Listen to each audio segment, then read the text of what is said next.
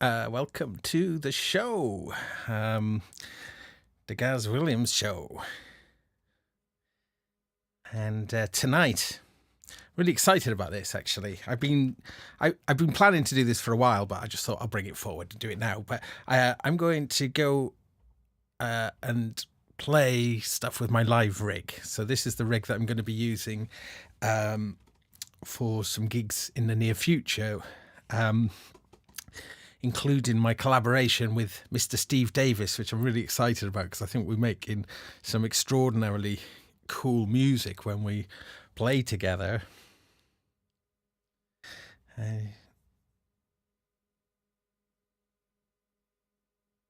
Just making sure everything is working.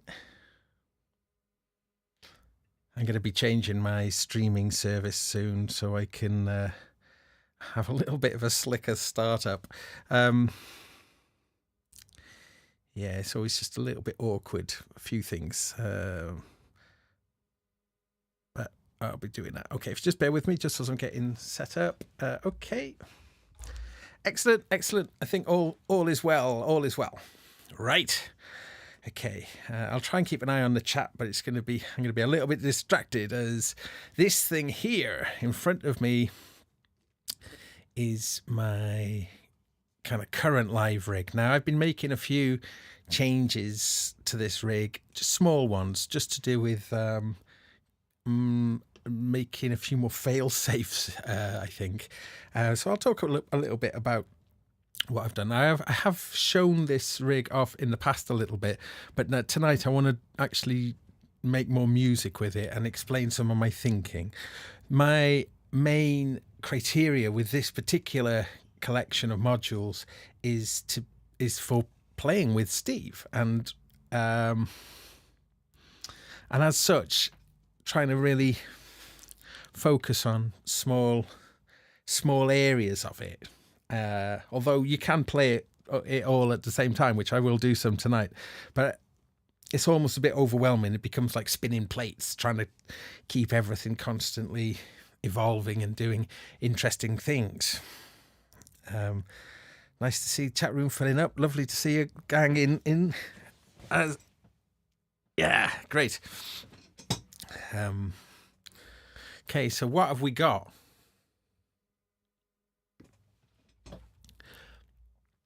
I won't bore you all with going through all the modules, and we'll talk about them as we get to them. But big part of what I like is this 4MS Soon, the spherical wavetable navigator, and its partner in crime on this particular setup is the Qubit Prism, which is a filter and a delay. These two pair up really nicely. And I've got Immutable Instruments marbles here, which out of the outputs, the voltage outputs, they are going to various sound generating parts, so I can use random voltages for creating melodies, and that's something we'll also look at tonight. So I'm just going to get some sound up. Let's just see check everything's working.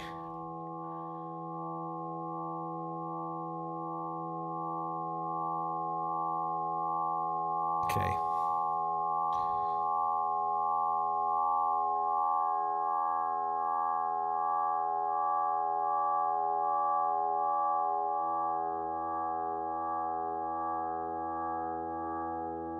So I'm just going to start really minimal and just start bringing things in.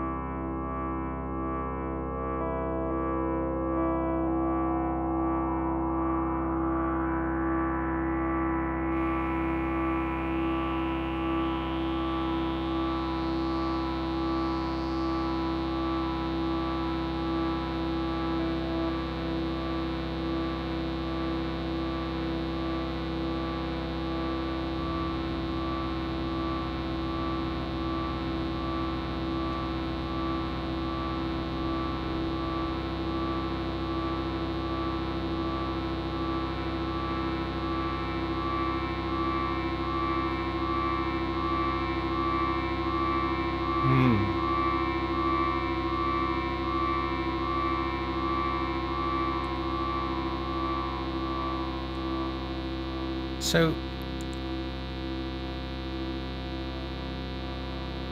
creating some really nice spaces like this, and then Steve would then be interacting within this soundscape. So it's like trying not to do too much.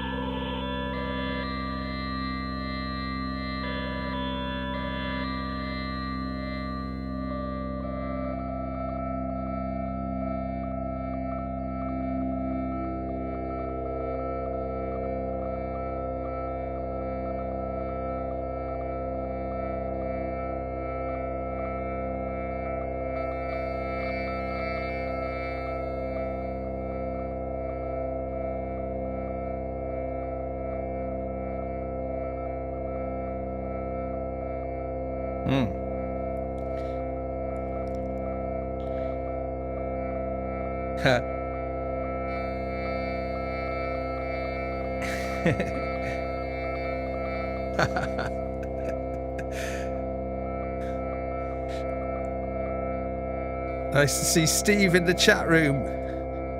So yeah, this, you see, this is quite fun that Steve's here, because we are, you know, I don't know, it's a really interesting thing to do, to take these devices and, you know, connect them to somebody else's. And that's all that we are connecting is a single clock. And then do what you may with that clock. Steve's got the 4MS clock distributor, which is very nice. You can take a clock and have then four different sort of variants. A bit more of like a simplistic version of the Pamela's workout, but it's much more hands-on, so you can really perform those time differences. I got the Pamela's new workout here, which is acting as the kind of clock in this system, and that lets you do all sorts of stuff, but it's only got the single control on it, so it's that's a bit more of about a set and forget type of thing, I think. It's got a tiny, tiny, weeny little screen. It's buried right in this corner. Okay.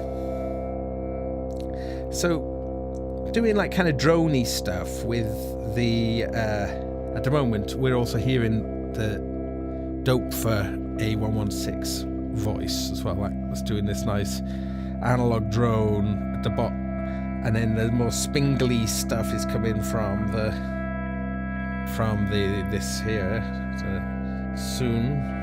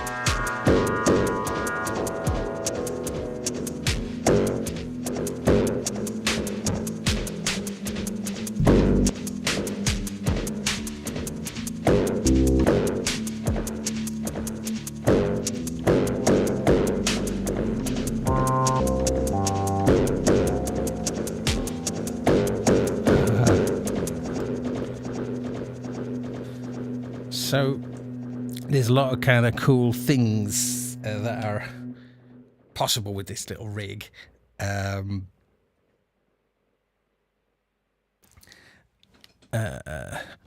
Turner suggesting running some high pass as the bottom end sounds a bit.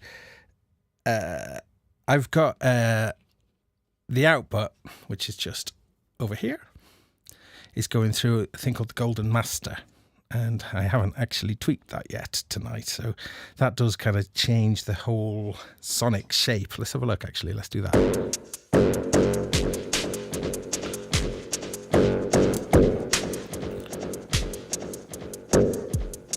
Well, let's take them out.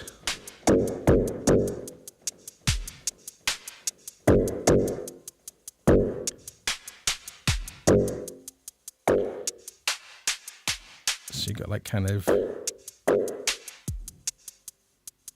like high, mid and treble, so high, mid and bass EQs. Oh, that's a bit nice going on.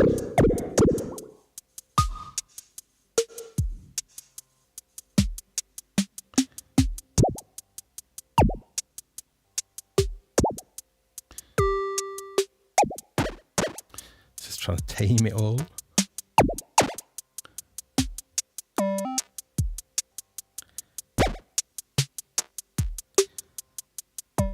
I quite like these little minimal drums, you know.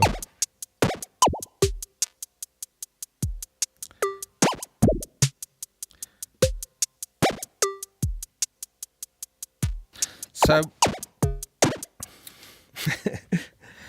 just to not make too much sort of like super dominant stuff. Just so, like if I'm doing something like that, then it's clearly a lot of space for someone else to kind of play parts over. So, yeah. But let's layer something up a bit more though. Let's go a different tempo.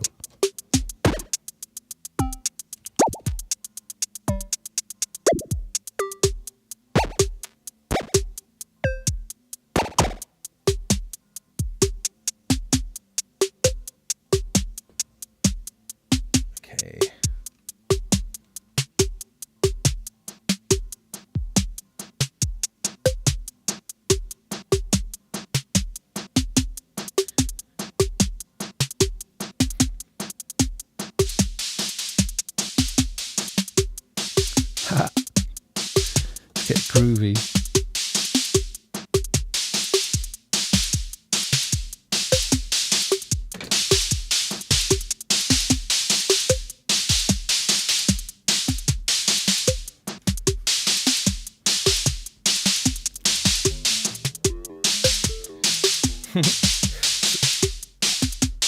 I've got all kinds of things lurking in the wings here.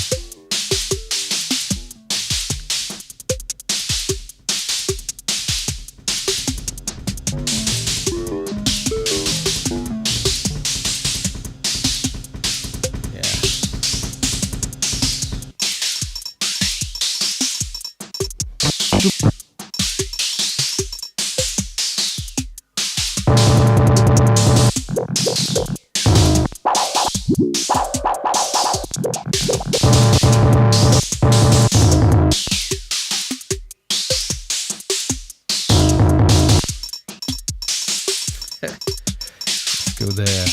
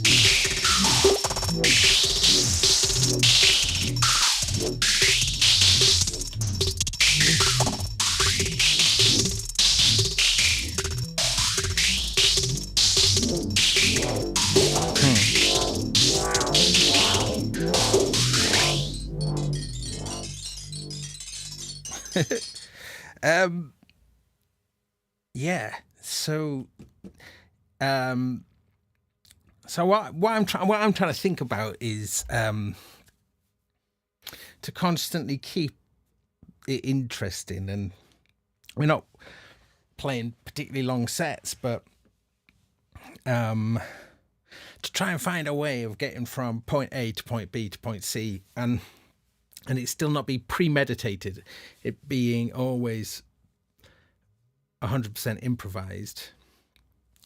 So I mention that because I could, with like, say, something like this, the qubit bloom, this sequencer here, you can store some sequences into it. I've not done that as of yet. I've always just used it sort of like on the fly.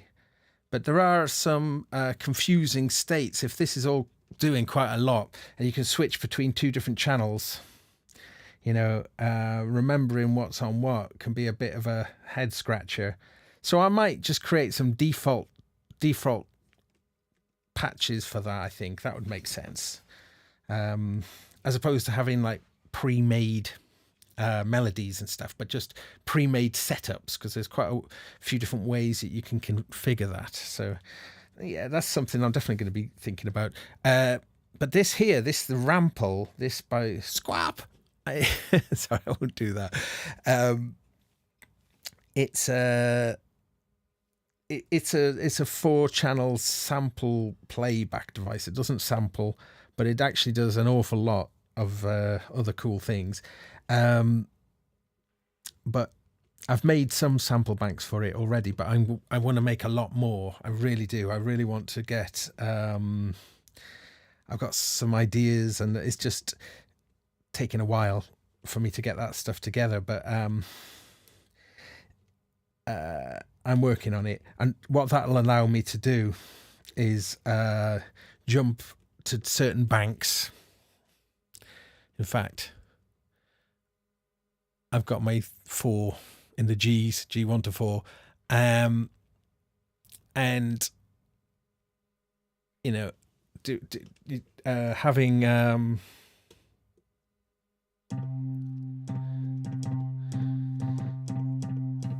having sort of samples I've made here, for instance, I've made just played a guitar string 12 times, and then so I've got 12 samples of the same string being played, but when it gets triggered, it can randomly jump to one of those 12. So even though it's still the same note, it's not triggering the same sample. So that kind of stuff is kind of cool with the Rample. You can, and there's a whole bunch of stuff you can do if you prepare your samples in advance, and if you put them in a folder structure. It's quite easy to do, but it takes a bit of planning. It will do stereo samples. You've just got to name them as such. It really uses the naming to kind of know which order to put them into. You can have 12 samples per voice. You've got 4 voices per bank, but you can change banks on the fly really fast. I really like it. At first I wasn't so super keen on these knobs. I still find them a little bit tricky to turn, but the operating of this is quite interesting. Because I'm always interested in things like that. But the way it works is you've got 4 buttons along here: pitch, bits, as in bit reduction, filter, and freeze. And then whichever. So if I press pitch, then whichever of the 4 knobs I'll change will change the pitch of voice 1, voice 2, voice 3, voice 4. If I hit filter, it'll change the filter. And we can see, like with filter, for instance, if I turn that first knob down, it goes to a low pass. When I take it to the middle, it's kind of off. When I turn it upwards, it goes into a high pass. And any of the knobs, because as long as I haven't changed which button I'm pressing, this is always going to address the filter. But there's a cool extra feature. If you hold the button down and turn this, it'll change everything relative. you can kind of sort of see the filter changes there. When I can turn them all up or turn them all the way down, and as soon as I let go, they jump back. But if I change it and I like it, I press the button and then it keeps the setting. So all the filters now, if I press the filter button, we'll see what the settings of the filters are, you know. And it's kind of very basic display with these dots, but it's actually kind of pretty cool. And then if I want to, if I press this button, I can just reset by pressing it again, and it's put everything, whatever these settings are, all back. So it's kind of fast. You can do a lot of performance kind of stuff with that. I'm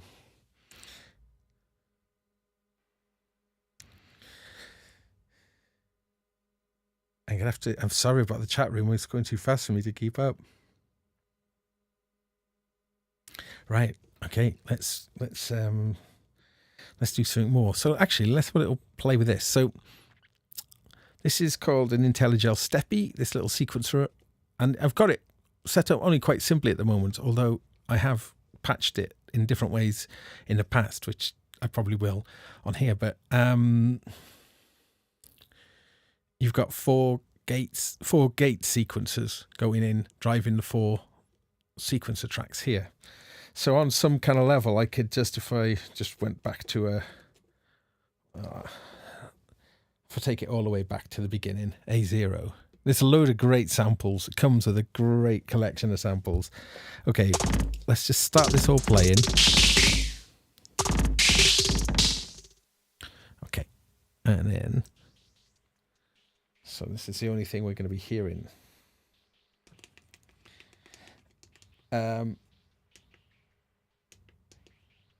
Let's just put something in. I'll move that to there. Oh yeah. Sorry, wrong one. That was right. Yeah. So we're hearing the rample now.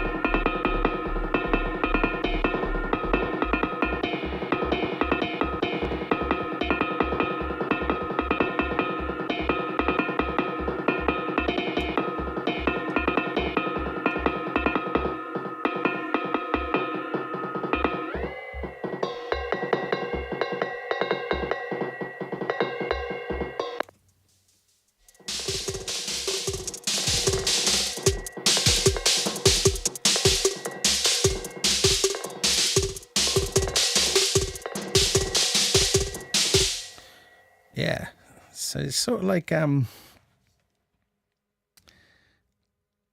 it's quite a cool little relationship these two have together, but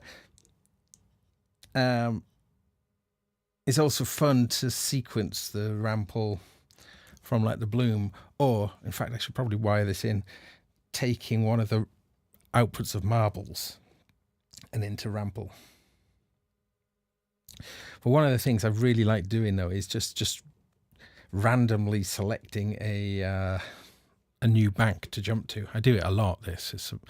I'm starting to figure out where some of the real hotspots are, but I'll show you what I mean.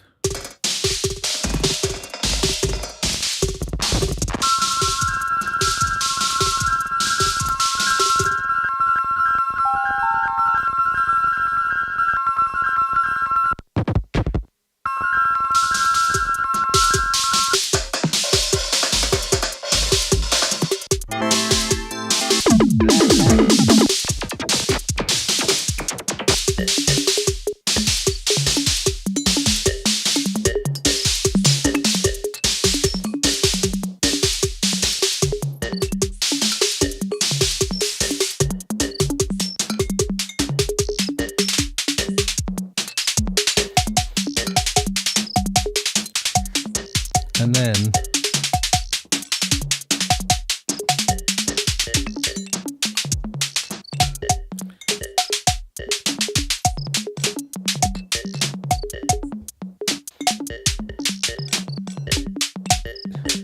dividing the clock.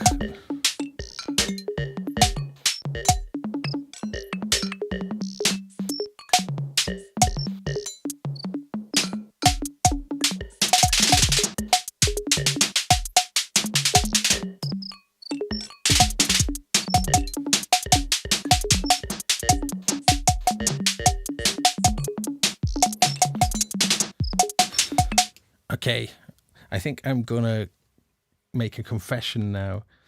I figured something out. I was so chuffed when I did. The grids from Mutable Instruments discontinued now, although as of all Mutable Instruments modules, they are cloned because of their open source nature, which is again incredible. Really, what a gift to the community Mutable Instruments things are. Well, grids, it's got three outputs, essentially a kick output, a snare output, and a hi-hat output. But underneath each of those, they've got an accompanying accent output. So I had a bit of a brainwave. I thought, well, if I take the kick accent and the snare accent out and just put it into a really simple 2-channel drum sampler. Thanks, Steve. I already had the one I was using for hi-hats, but then I had this idea, and then what it means is no matter what kind of chaos I've got going on, I can always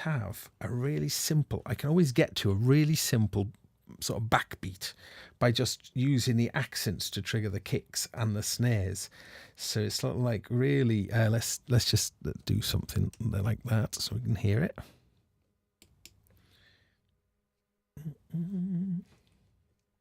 What did this on?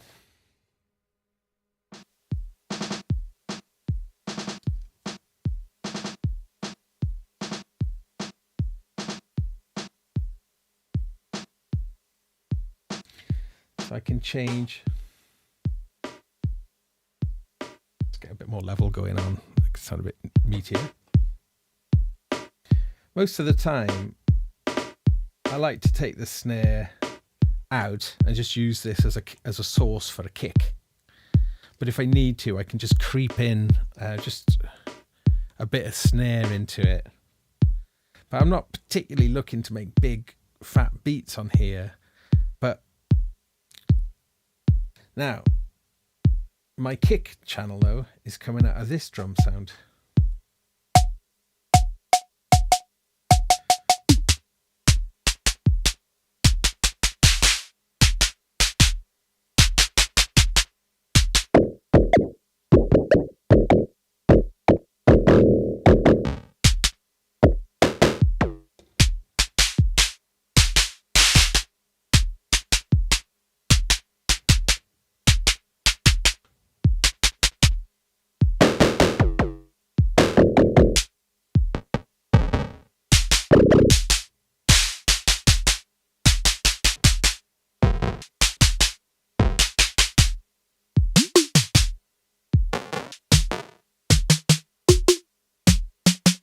Now,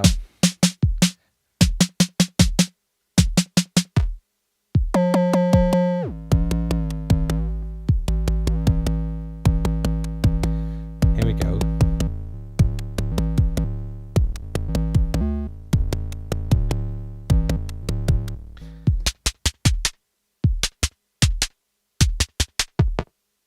Sorry for being a little bit distracted there. I'm just going to tell the CV what I want it to be. Let me change that.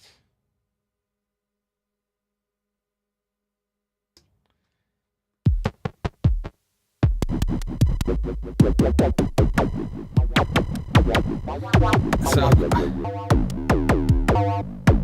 I've got some CVs affecting this.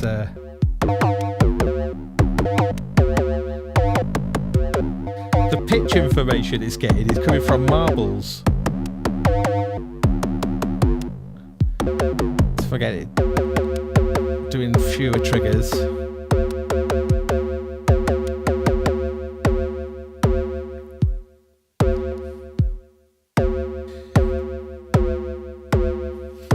So get some sort of pitch. Let's get it doing more.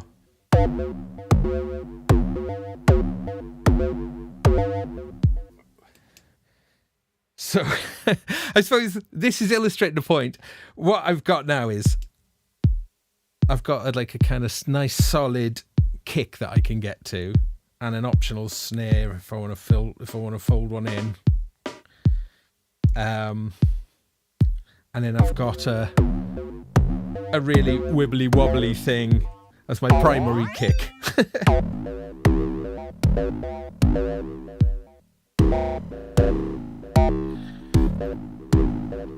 A lot of the modulations is coming courtesy of the DivKid Oct 8-channel LFO, not synced.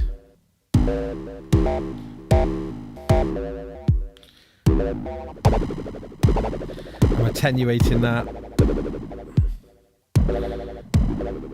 with the AV1 from DPW.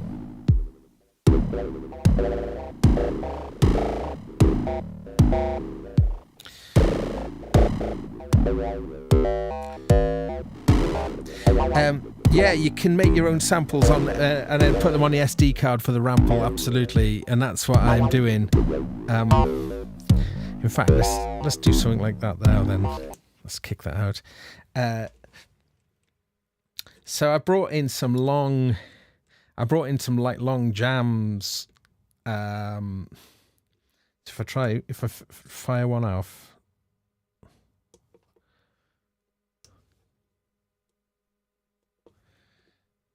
Let's try that.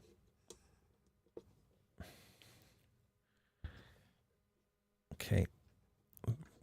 Start bringing this in. What am I doing wrong? G. Let's try G3. Oh, don't know why I can't trigger that at the moment. What am I doing? I'll come back to that. What am I doing? Okay. So if you've just joined or coming in a little bit later, the setup in front of me now is my setup for kind of live jamming. So I'm just going through a few different kind of sonic scenarios. Let's try a different one now. So I've got there's a little button just in my bottom right where my hand is waving, tucked in the Pamela's new workout. It's a yellow button, and that yellow button starts and stops the sequencer. Starts and stops, not the sequencer, the clock of everything. And now there are quite a few things that kind of act as a sequence, act as sequencers. So I need to send resets out, which I'm doing also from this. The reset just kind of the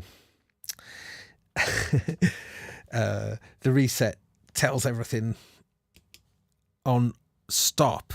When I stop it, it sends a reset. So everything's reset ready for when I start it again. Steve is saying, I bet the setup changes before July. Yeah, a little bit. I've got 6U here, which I've got the attenuator in at the moment, but that space is essentially reserved for, I wanted another effects unit, one that fitted into 6 HP. And then ALM, makers of the Pamela's new workout, brought out a new effect, the MFX, and it is superb.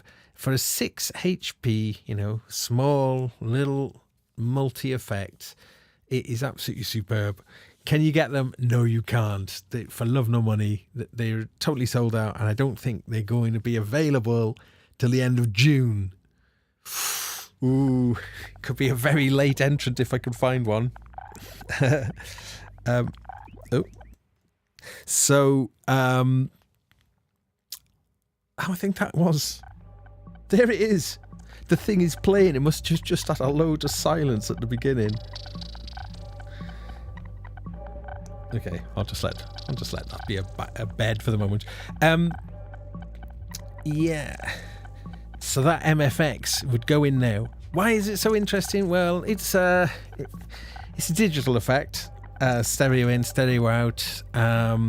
But you can do on most of the algorithms, I think, a summed left and right in, which is how I'd want it in this situation.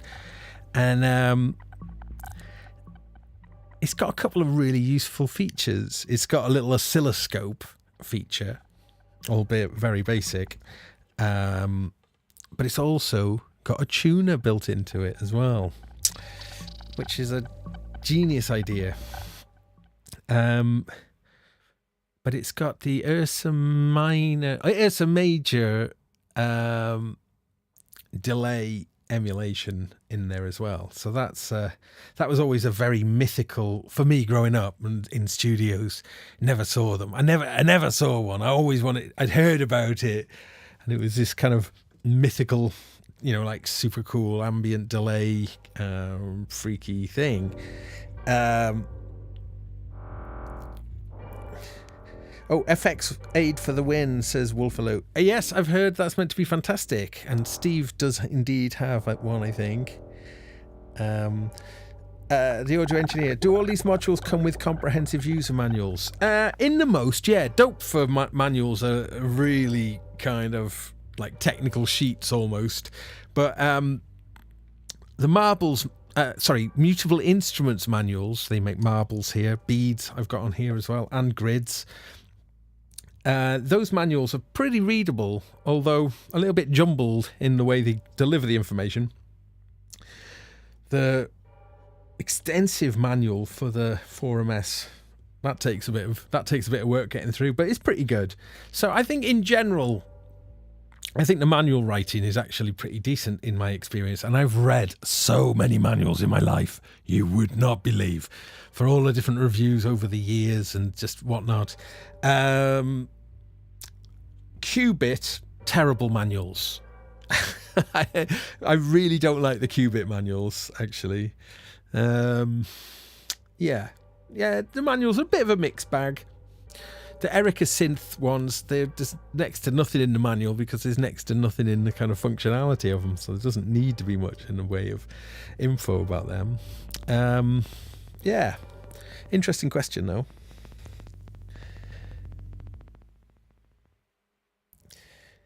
So interesting. Bill Smith is saying that the FX8 is similar to the Disting, in a sort of like small multi-functional thing, but keeps getting better. Might have to look into one of them. You can get the XL one as well, can't you? It's a bit bigger.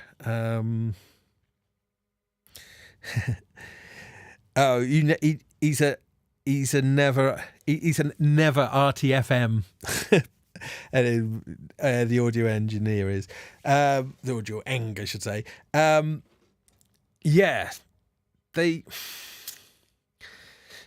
These things, they are kind of conundrums. I have to say, the mutable instruments things, they're almost like riddles. They're some of them are so peculiar in what they do, or they certainly are to a newbie. And you come upon it and it's like, like marbles is a good example. But But the more you kind of explore marbles, the more utterly amazing it gets. So I've just bigged up marbles. I think I should do something with marbles then. Right. In this particular setup then, I've got marbles driving the Doepfer. Yeah. So the Doepfer's getting its pitch and gate to trigger from marbles. So let's just listen to just the Doepfer and marbles, and then we'll mess around with what we can do with that. And then I can show how I've expanded on from that. So let's just get some action. Let's bring in the Doepfer. Let's bring this up. There's so many places. Let's gain. Okay, why no sound from Doepfer marbles? Yep.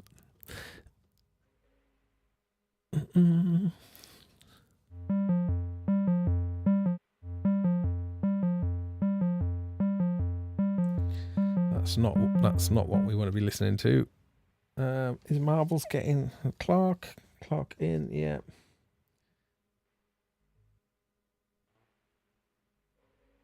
Bear with me.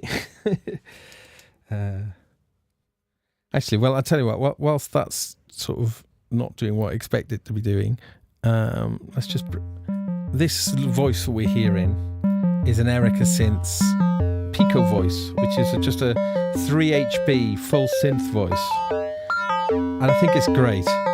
There's so many cool sounds in it,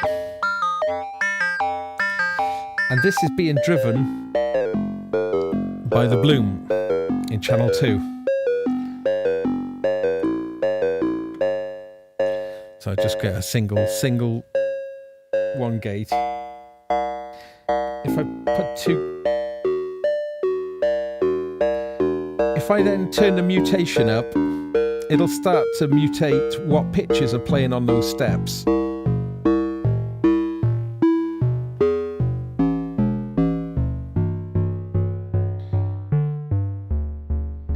And that's being governed by the pitch quantizing. So I can put this into different pitches. And this is sort of like the transpose of that sequence as well.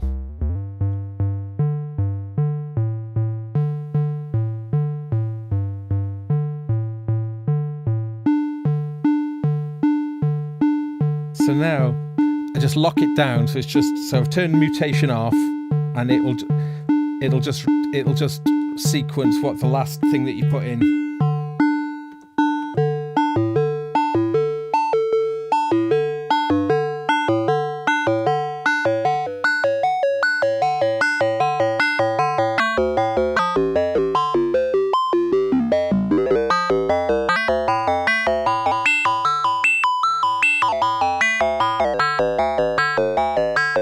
Mutate it a little bit.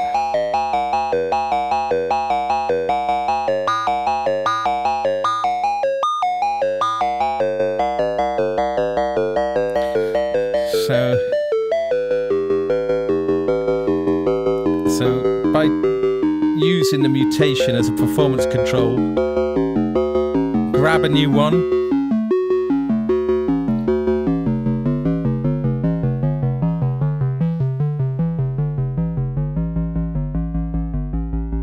lock it down, then transpose it around.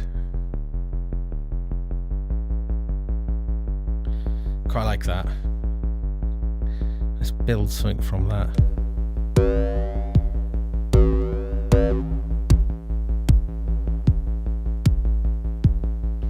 Let's bring some hi-hats in.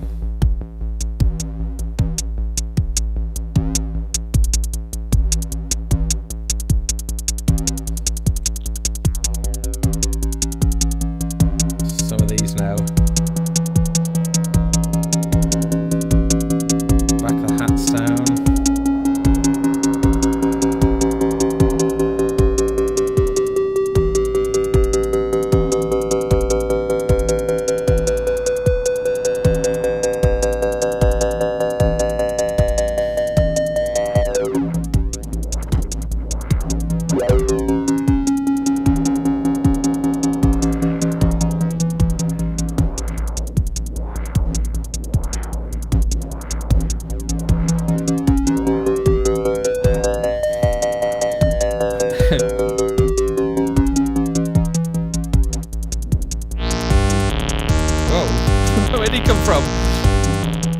That's the dope fur.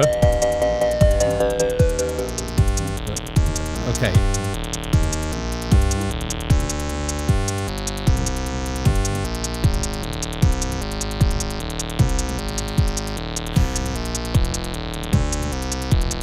So the marbles in this case is acting as a pitch quantizer. So it's just repeating some random steps. Let's get some new ones. Okay. Now, bias, where they, and then spread, they work together. If I turn them both down, I'll only get roots or octaves.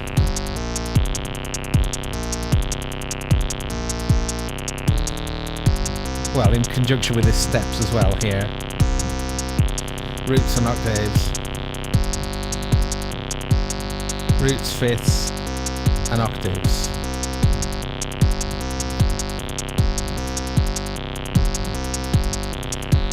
Rate.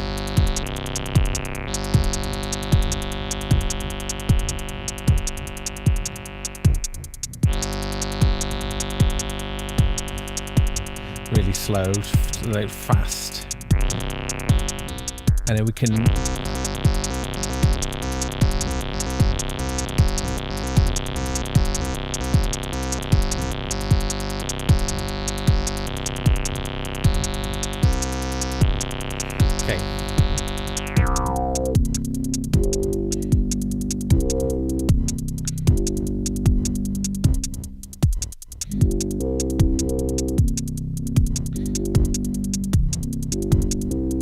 kind of interesting not having the ability to sort of dial in the notes. I mean, you can with a bloom, but with this setup, using just marbles, it's a combination of dialing in the combination of like how much, where the bias is, how spread, how far apart the notes it can select from.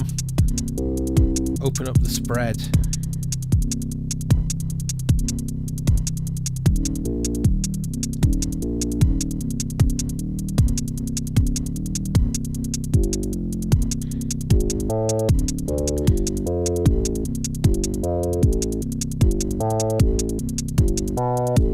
Or turn pitch quantize off altogether. Get some slurring up.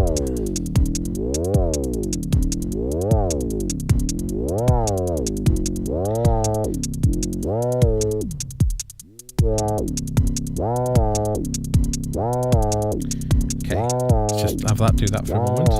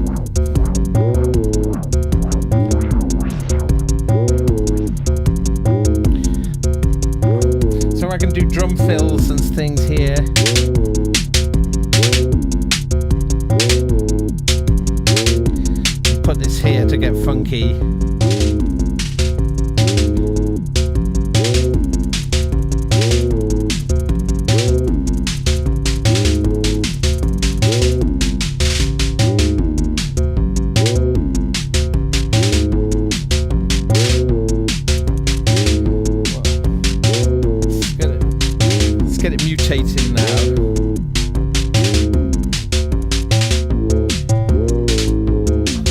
If I take both of these off, everything will be sort of random. Lock it down when I want it to.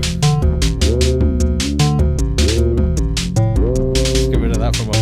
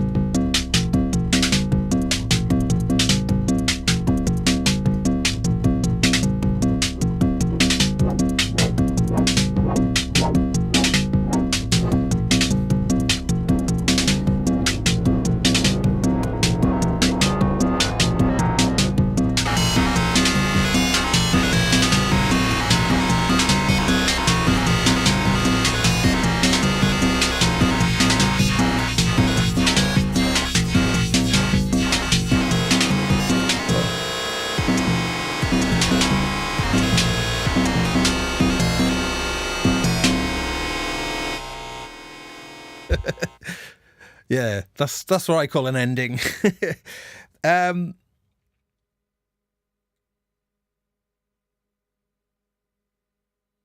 Steve is asking me, can I shut the case with those patch case cables and the cable routers? Yes, I can. All of them are, laid out in such a way where I can everything. Yeah. There's a couple of stragglers which I need to tidy up. But yes, that's an important part of it. When the cable portal idea was coming up, was just if you had a really shallow lid, I think it might be a bit of a problem, but the lid is just about perfect with this one. This is a Damaru case, by the way. That's you can get them from Elevator Sound in Bristol. In fact, they're based in Elevator Sound in the basement there. Can make all sorts of cases to meet your needs. I love this. It's really strong, sturdy, well built, and nice and pretty compact as well. So it's what's called a 7U. That's 2 rows of 3U and 1 row 1U. Hey, Wagyu, thank you. That's very kind. Yeah. Again, just to reiterate, really, what I'm trying to do with this rig is trying to kind of make sounds so they're not too dominant. I mean, I guess I could make dominant sounds on here as well, but I'm more interested in the space. Now, I've been exploring that myself by using the looper, which is, you can't see it, it's out of shot, but it's above here, and then recording like layers of things. Whoa, thank you so much. That's from Cold Storage, Tim Wright. Thank you. Wow, that's very kind. Oh,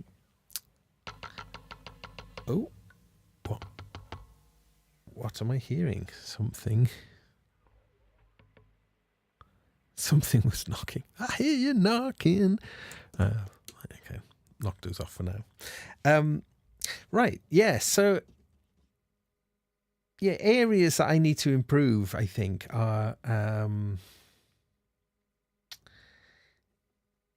oh, Kent, thank you. Very, very kind tonight. Yeah, it's getting better. I've got little switches, again, just outside this cable portal. The cable portals I really still enjoying, by the way. But they are blocking some camera angles. Speaking of camera angles, I know tonight's camera angle isn't the best, but my goodness, I honestly spent ages trying to get this angle. It was really difficult.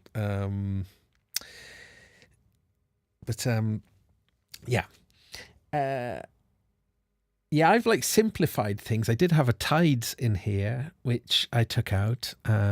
Brilliant tides, but for this particular setup, I don't think I needed it. And I also took out the ornament and crime, which was in this top area here, which I put the quad wrap back in, which I'm not fully using just yet. I've got plans. So there's a little bit more patching to do on this. And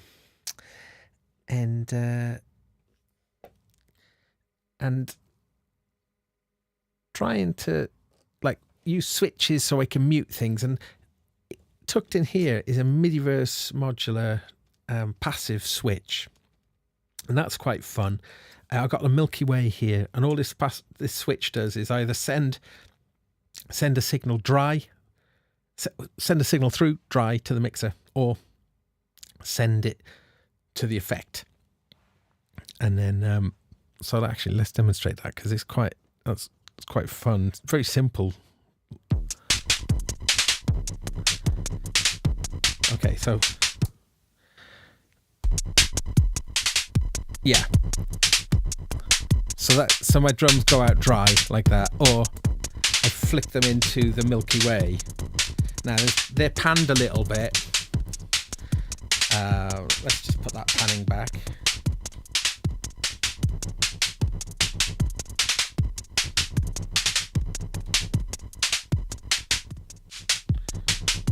Just do that. So that's kind of cool. It means you can take a left and a right input and then decide where those left and right ins are. So if you've got two mono signals feeding into it, you can put both of them in the center, or, pan them out if you want them. Okay, so that's my little switch there. So dry. Oh, what's this? There's something groaning away. Let's turn that away.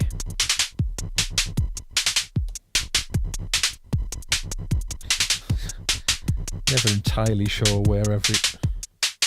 Okay, there we go. There's that.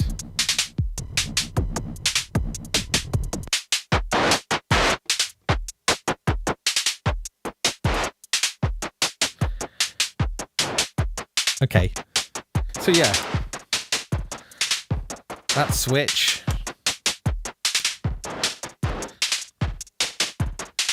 And then I've also got like the synths coming in here. So if I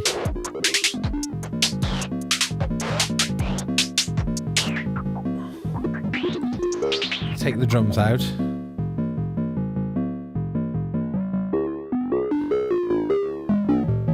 so then that I can flick that into the drums as well. Into the effects. And then I can put the drums.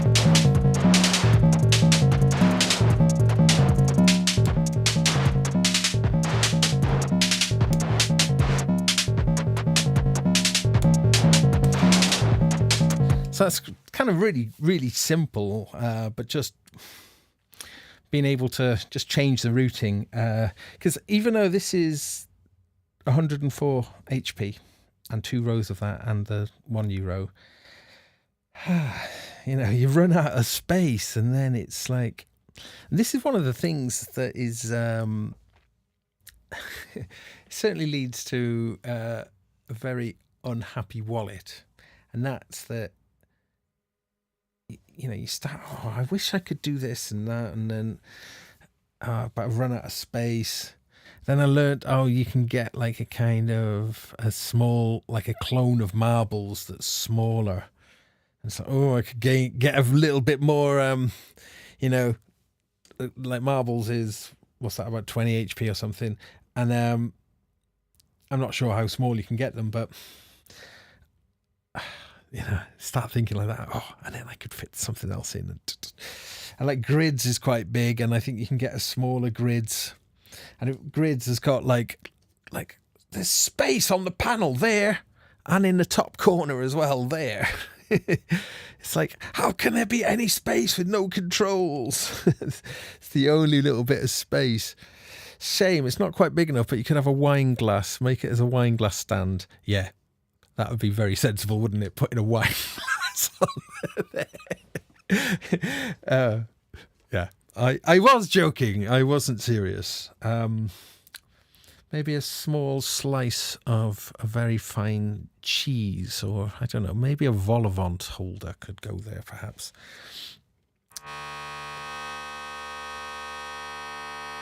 Right. What was I going to look at next? Oh yeah, let's do a bit more with marbles. And let's get that going. Set my sequence. Let's get everything rolling, rocking and rolling. What I'm definitely going to be practicing between now and when I start gigging with this setup is start points. You know, getting everything into a starting point, like a ready to play. So all the switches, all the things down, everything sort of kind of configured to some sort of default starting state. And that's one of the kind of things that makes this quite a tricky pursuit for live, is that, you know, modular by its nature, everything is always in flux. So actually having some sort of default starting position, I mean, yeah, there's a lot of controls on here. However, there are some that do presets. The 4MS Spherical Wavetable Navigator can have presets. Rample too. I think the Steppy can as well. So there's a little Pamela's workout as well. So there are various ones that you could have different states saved in the memory. Although, as with most of these modules, when you power them down and switch them on, they'll be in the state that you last used them at. Not all. In fact, the 4MS will go back to the last saved state when you power up. Something to bear that in mind. Something for me to bear that in mind. Right, hang on. So let's have a look. Oh yeah, so I've got as well, feeding from the marbles, I've got a couple of channels coming into the 4MS.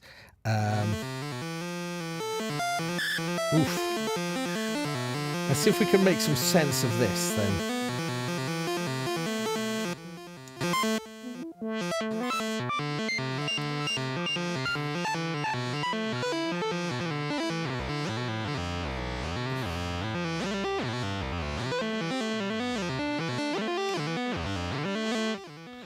Hang on.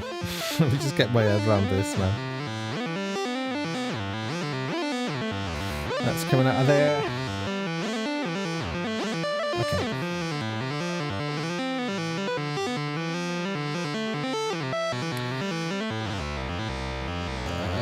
Slow. Where's this getting? Oh, okay. That's why that was doing that. Let's just simplify this for a moment. Okay.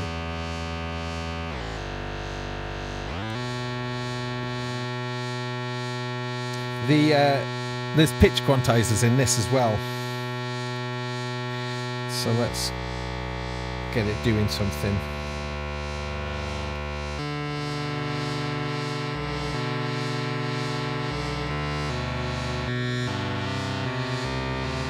They start doing quite interesting things. It separates them by an octave.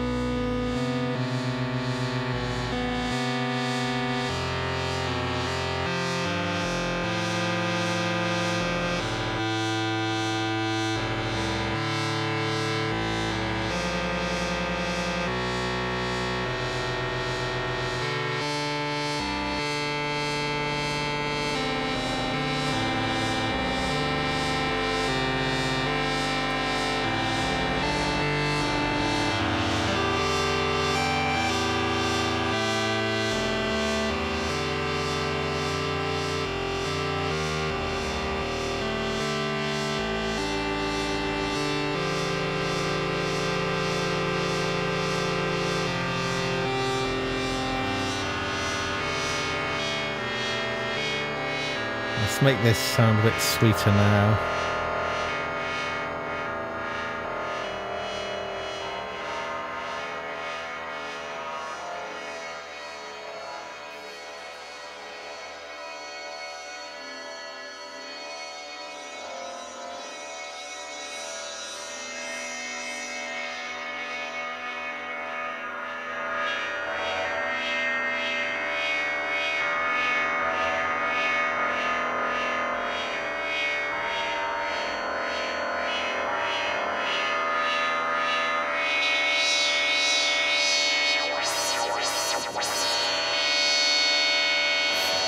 I don't think this is particularly sweet.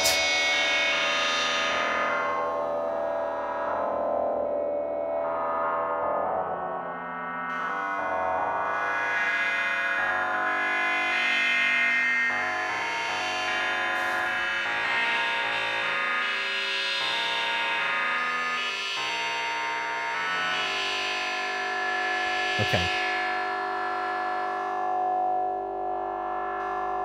So I'm going to use the channel, the blue channel, channel 1 of this. Oh, thank you, Dice Danton. You plays for half an hour on me. Yeah, thanks. That's amazing. Okay, so now this blue sequencer is going to be sending pitch information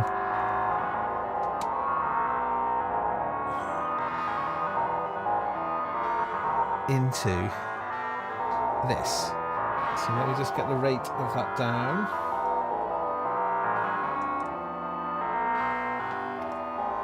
Just turn off all the steps.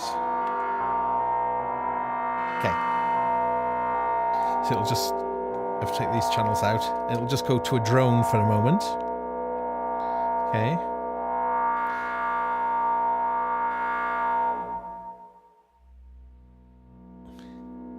So let's have a look what each one of these voices is doing here. There's 6 possible voices playing off this thing. So we've got this kind of low one here. I can pan that around. Take the resonance down a little bit of the filter. And that is being delayed as well.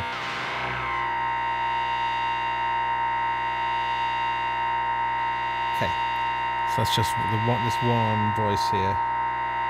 Let's bring another one in now. And let's pitch that one differently.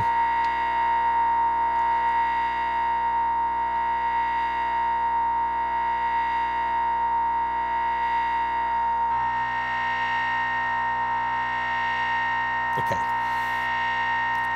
So now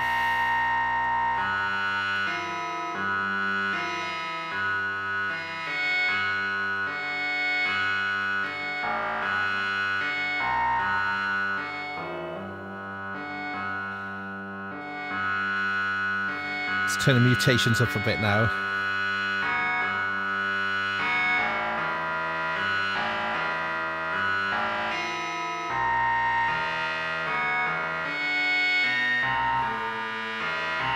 Let's bring in another voice.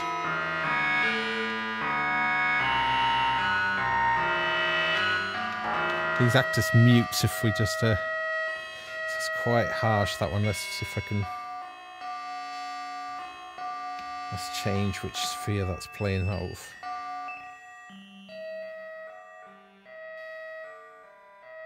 There we go.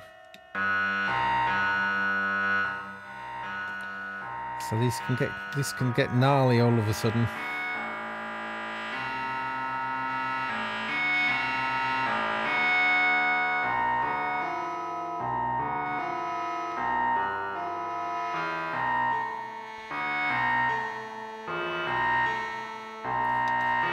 And then just to kind of spice things up, these 2 channels are getting their pitch information from marbles.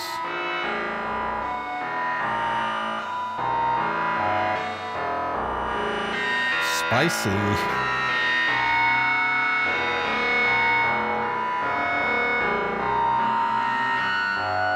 But everything leaving this is going through the pitch quantizer. Let's unquantize it now.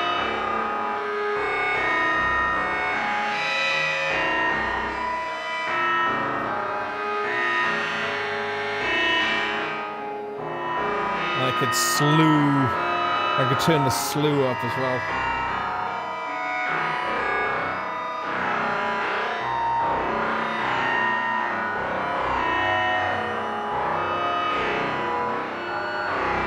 So, not that nice. Let's see if we can turn this into something nice.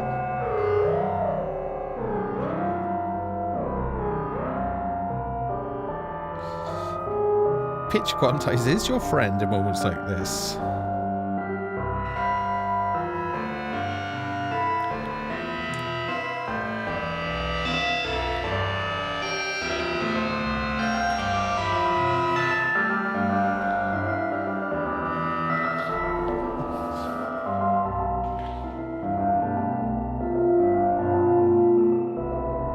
And effects, of course.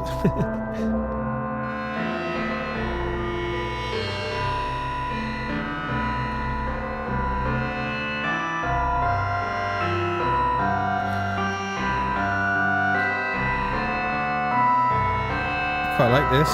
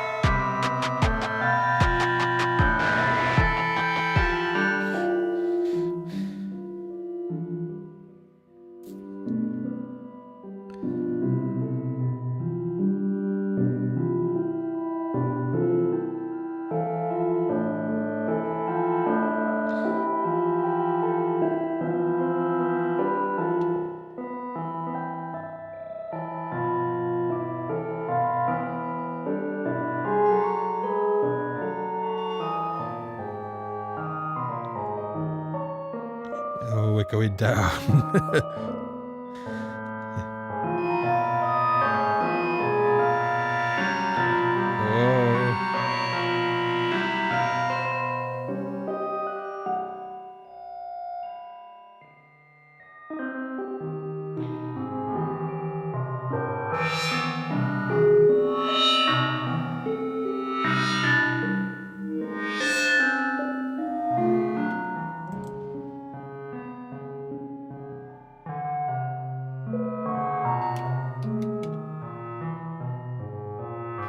Okay.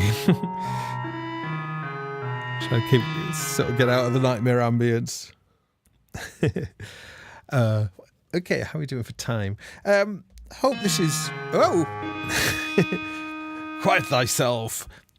Hope this is relatively fun for you. I'm sorry I haven't been able to follow the chat room too well. Just for your info, I'm drinking Le Chouffe at the moment. This is a Belgian beer. I'm very fond of Belgian beers, actually. It's my that is a definite a definite. Well, yeah, I would say even hobby Belgian beers. I'm starting to learn a bit more about them. But yeah, I think there's a great tradition of brewing in Belgium that British people say, "What? We have a great tradition of brewing in Britain." German people say, "What? We have a," etc., etc. But I think the Belgians, I don't know why, I think they've got the beer side, the kind of the lighter, the lagers, the beer, they've got that side down, I think. La Chouffe. This is a good one. And also, it's got a gnome riding a monocycle on a monocycle. Yeah.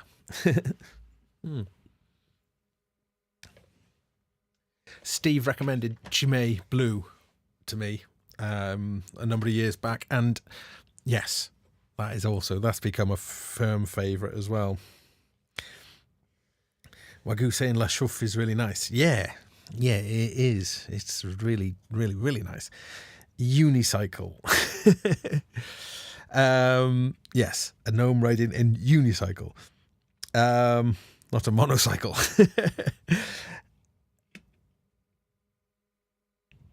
Yeah. Okay, so so like what I've been doing tonight then, I guess, is just sort of showing some of the ideas that I'm going to be thrusting upon poor Steve. Actually, what Steve does is really nice. It's very textural, and it's always kind of subtly changing. It's one of the things when you listen back to the recordings, like the stuff that me and Steve have been doing and recording, and we've been listening back and really enjoying them as you listen, because you're not playing sort of notes as such. It means you're always manipulating and working the sound. And when you listen back then afterwards, especially because you've got two people constantly sort of working the sound, makes for some really interesting development. Sort of in the texture is always developing, and I really, really love listening back. Okay, what else can I show you on here? Beads. Oh yeah, beads. Oh, hang on, Asjohead saying try Straf Hendrik, Brugs Zot, Gulden Drak, and all the Trappist beers. Yeah. Bill Smith, is it just me, or is Gaz speaking a little slower tonight than usual? Yeah. Sorry, it's probably me. Because right, okay, let's get some music on the way then. Trying to think of another starting point now. I'll try and avoid rhythmical stuff and try and do something. Let's see what we can go with this.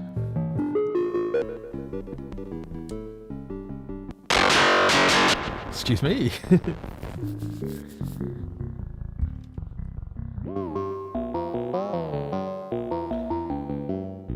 Okay.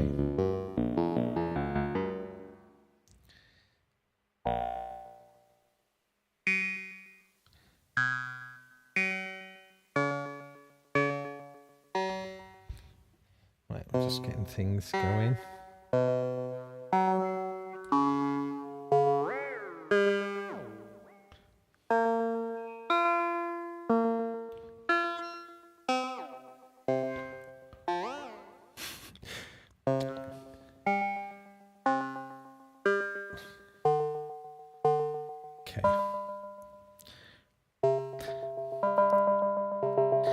Big fan of effects. I think this is why I want to get that ALM MFX.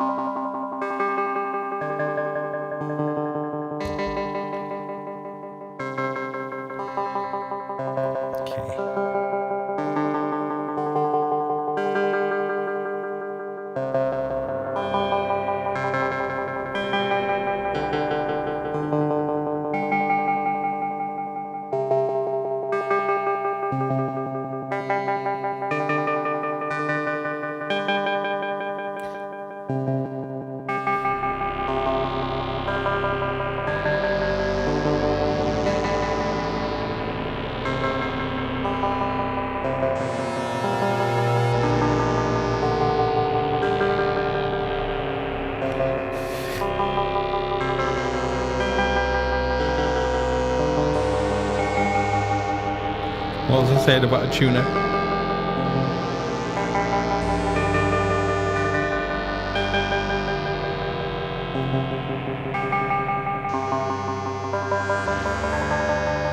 Let's try and make slower notes and see if I can control. This is one of the things, so getting a kind of nice tuning when you're using different sequences and different pitch quantizers. Let's get this going now.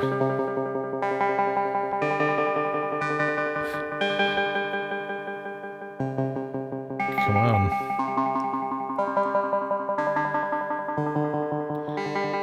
Just comes in with these big notes.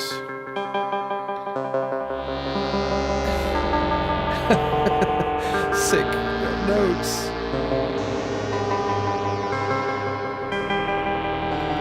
Let's see if I can get this somehow tuned up.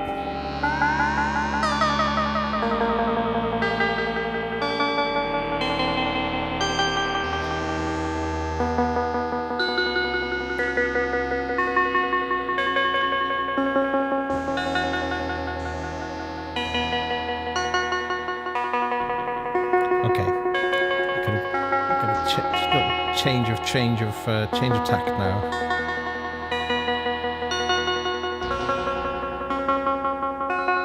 Come on.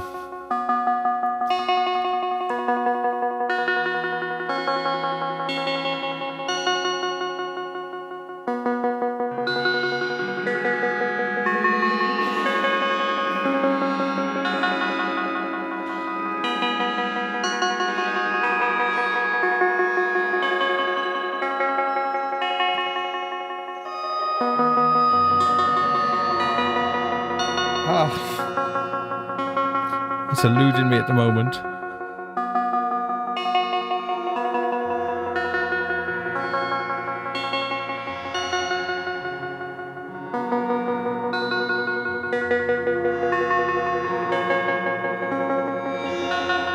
I'd add another few branches to the sequence now.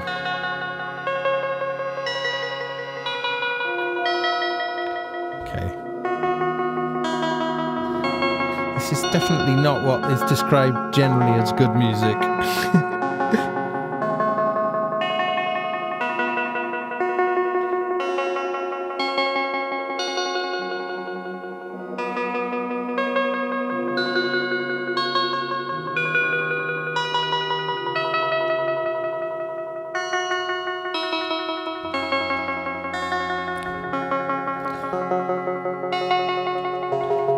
Okay. Things will start getting a bit more interesting now. Promise.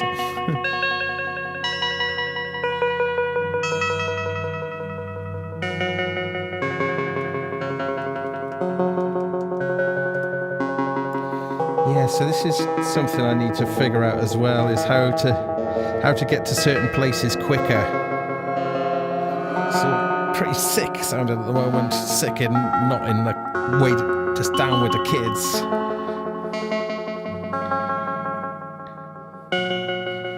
Okay. Right, I'm getting away from that now. I'm doing something different.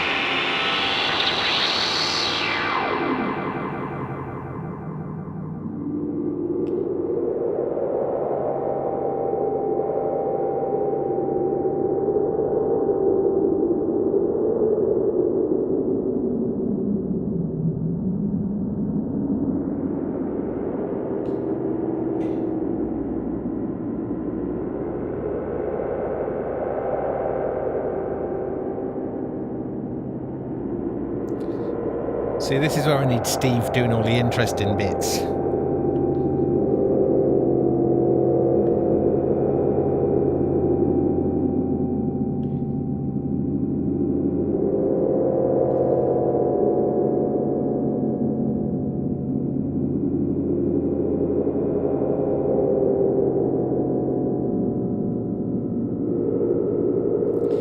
Yeah.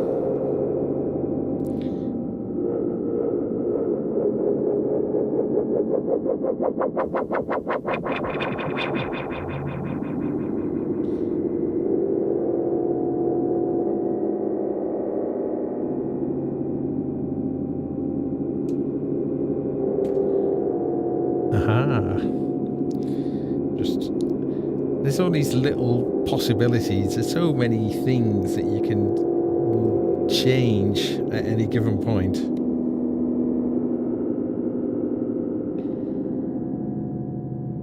Quite like this kind of alien planet wind sort of noise. It's just the faintest whiff of a melody on it.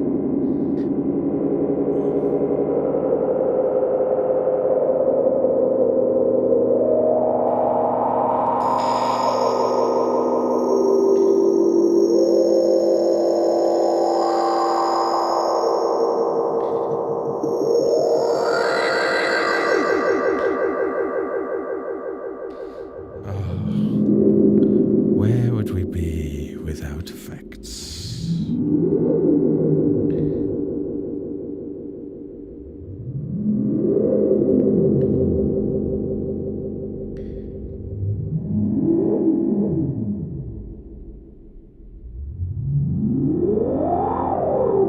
Okay, let's try and...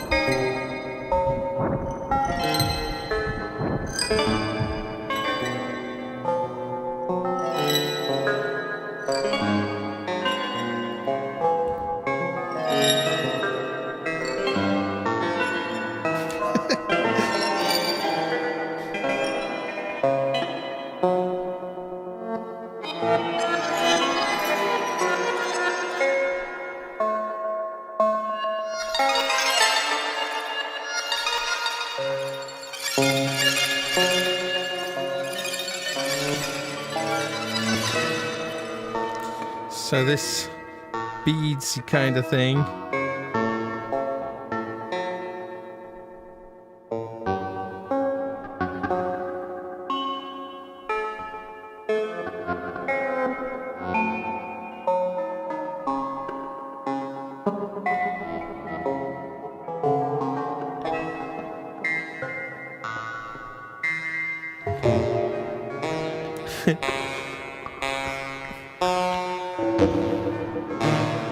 Oh no. Do you know what? I'm going to back out of this now. Do you know what? I think I might have to stop about there because I don't want to go on too long. Thanks ever so much, everyone, for joining me. Sorry I can't always follow the chat. I'm a bit preoccupied. I've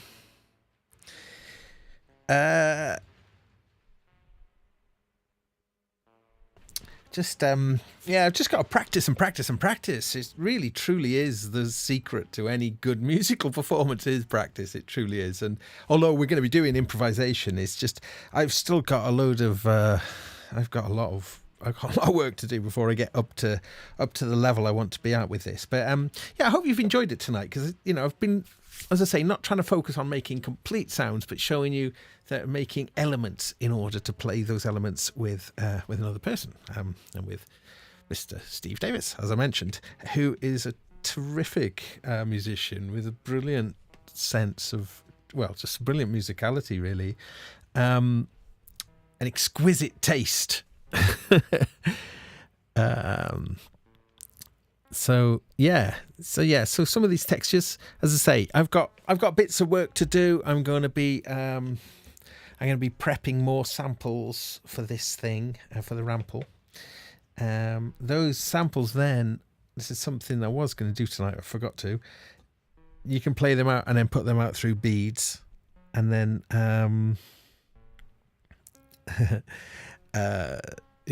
it's quite easy to do plinky plonky stuff I was just doing like that with beads, but beads can do a lot more than just that, of course. But I want to practice more with beads. I think Steve's got beads in his live rack that he'll be using as well. But yeah, maybe I'll switch some things out. I really wish I had that ALM MFX. But yeah, in the most, I'm quite happy with what I've got in here. One thing I didn't really show you, I did use a little bit earlier, was I've got the wasp filter hidden behind this cable portal here. And the drum mix goes through that filter. I'll just do that as one last little thing. Why not? Okay, let's get some drums on the go.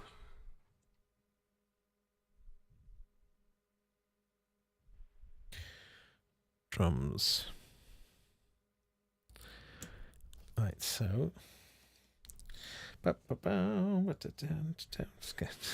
Should be some drums. Oh, there we go. Let's get that on. Why no drums? They're up.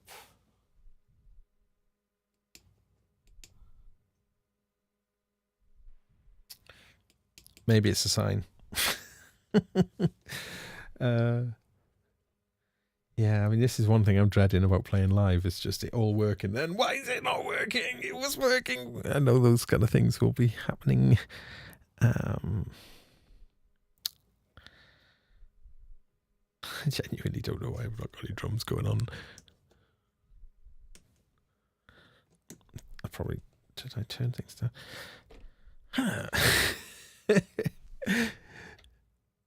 I don't know why I haven't got any drums. Have I got any sound? Yes.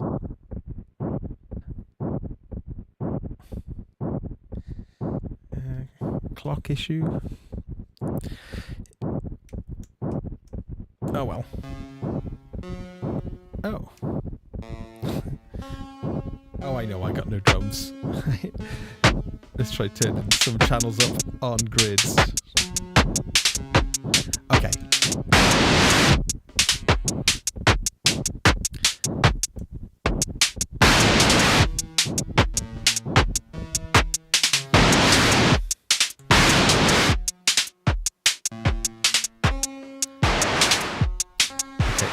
Turn these off. This is just the last thing I'm going to do tonight. Little bit of drum.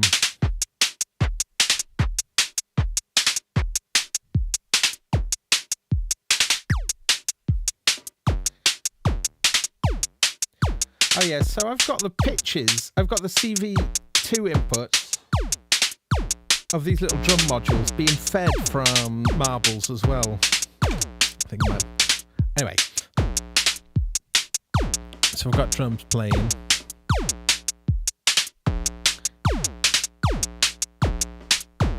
What I can do then is I can bring in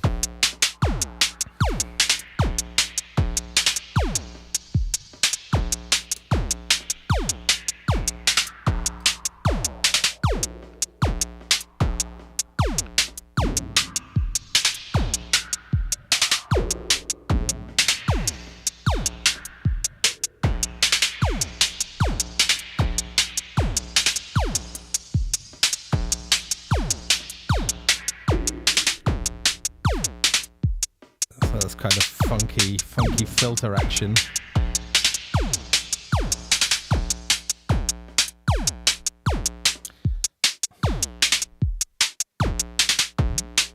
And I've got the LFO.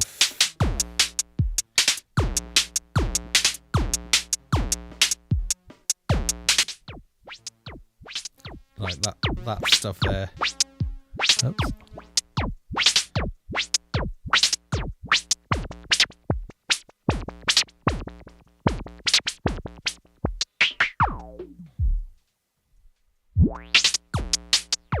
Noisy. It is noisy, the Wasp, but it's a really characterful sound though.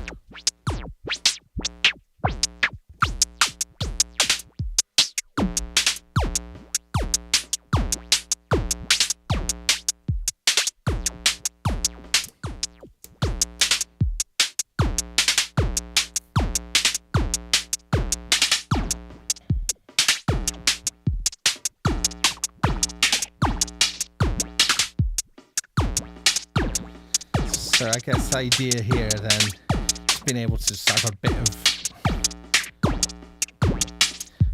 more of a textured sound, take that out.